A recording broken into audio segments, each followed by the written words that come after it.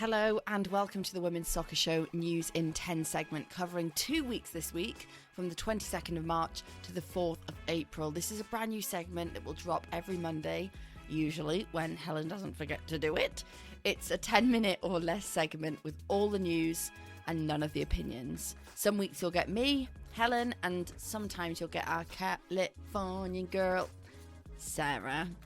I hate doing that. Why do I do it? Don't forget, our regular episodes will drop every Tuesday. This is just an added bonus because we're so nice. Today's headline is all things Joe Montemurro.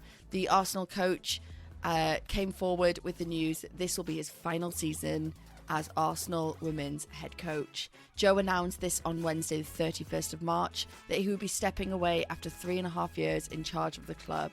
He wanted to go public with a departure to allow the club to find a successor, and he'll be spending his time with his family. The frontrunners are Jane Ludlow, former Wales manager, Jill Ellis, former USA manager, Matt Beard, who's currently managing the Bristol City club as interim coach, and Laura Harvey, who's currently the USA under-20s coach. We expect a decision won't be made for a little while, and we will keep you up to date, as always, via our socials at the WOSO Show. Lyon Women's Champions League quarter-final second leg against Paris Saint-Germain has been rescheduled for the 18th of April following a coronavirus outbreak at the reigning champions. Lyon had asked UEFA during the week to postpone the match after the squad was forced to isolate because 6 players tested positive. The 7-time champions of the Champions League have won the first leg 1-0 against PSG. The other Champions League second legs have already taken place, and the other semi-final places have been decided, and they are Chelsea, Bayern Munich, and Barcelona.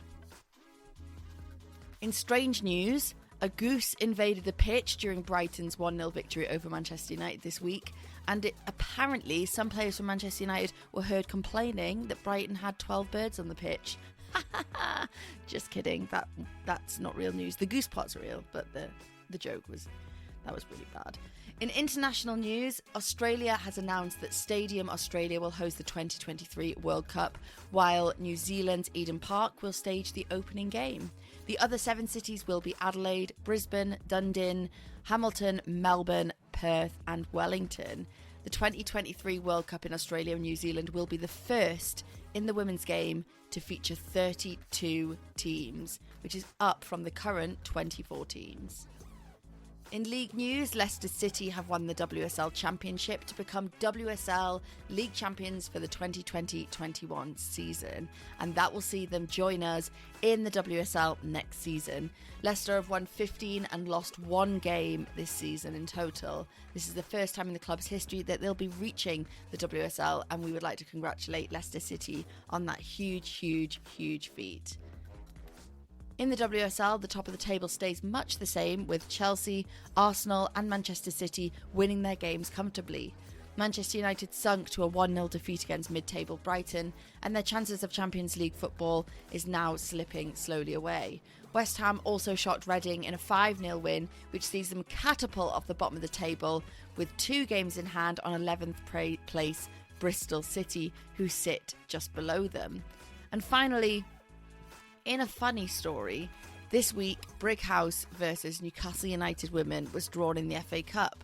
And the Brighouse manager, Rob Mitchell, has had to come out and explain something, because lots of newspapers are calling this the Battle of David versus Goliath, with Newcastle United, of course, being the Goliath, such a huge name in world football. But he said, a few reporters have been speaking to me about David versus Goliath, and I always laugh because although Newcastle have got a name, we've not finished below them in the past 4 years, and they've been in our division. If people don't know about the women's game, they're always taken aback, and it's quite funny to watch and listen to. And that's it from the News in 10. We'll speak to you soon. Bye!